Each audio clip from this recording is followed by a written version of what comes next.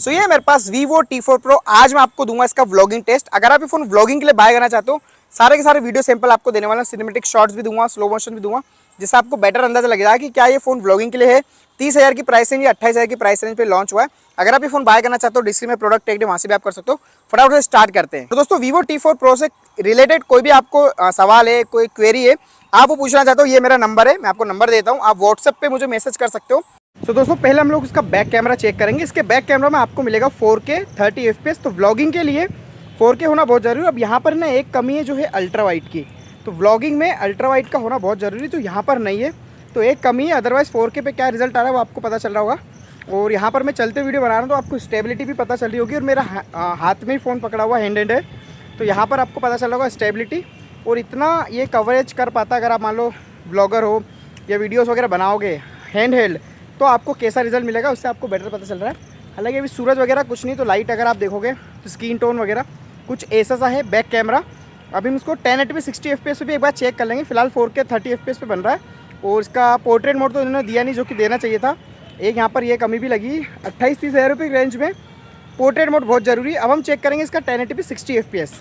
1080p 60 FPS पे ये video बन रहा है। और हमने इसमें ना अल्ट्रा स्टडी जो मोड था, इस पर स्टैंडर्ड वाला या अल्ट्रा स्टडी, अब हमने स्टेबलाइजेशन ऑफ कर दिया। तो ये जो नॉर्मल जो इसका अंदर OIS है या EIS है, उस पर ये बन रहा है ना, तो इससे आपको स्टेबिलिटी बेटर पता चलेगी कि फ़ोन अपने आप में क्या स्टेबिलिटी कैरी कर रहा है और किस लेवल पे है इसका स्टेबलाइजेशन।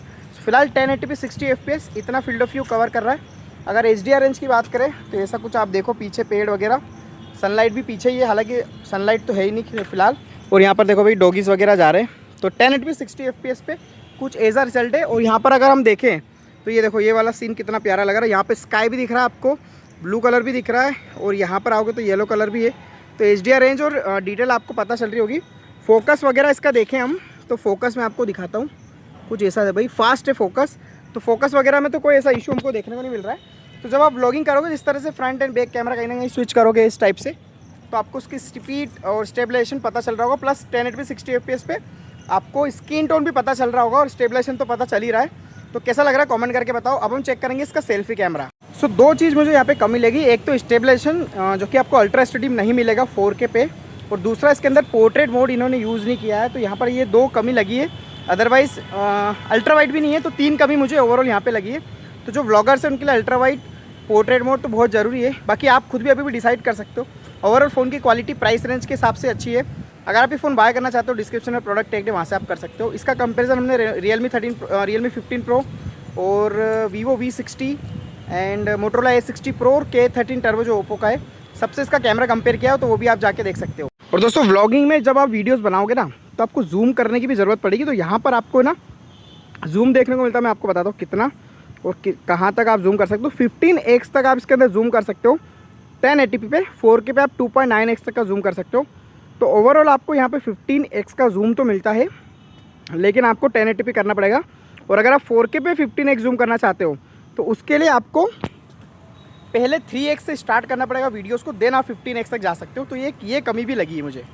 सेल्फी से जब आप व्लॉगिंग करोगे तो विदाउट स्टेबिलिटी ऑन किए हुए कुछ ऐसा रिजल्ट आपको देखने को मिलेगा। तो यहाँ पर हम इतना हाथ में फ़ोन पकड़ा हुआ है, थोड़ा बहुत तो शेक हो रहा है भाई, जिस हिसाब से ब्लॉगर्स को चाहिए होता है उस हिसाब से उतना स्टेबिलिटी नहीं है।